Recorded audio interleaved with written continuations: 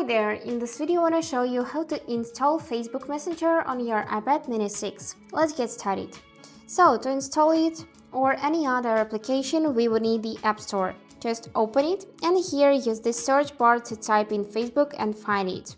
So now we can see this Messenger app, this is what we were looking for, and if you have downloaded it earlier before you'll see this cloud icon, but if not you'll see the button Get. So just tap it and wait a couple of seconds till it will be installed. Also sometimes to install the application it can require your Apple ID password or your Touch ID, so just do it and it will be downloaded in a couple of seconds. Now we can open it and here you can just log in with your phone number or Facebook account, or you can see this button to create new account, but unfortunately this does not work on an iPad right now, as you can see. So just log in and use your Facebook Messenger.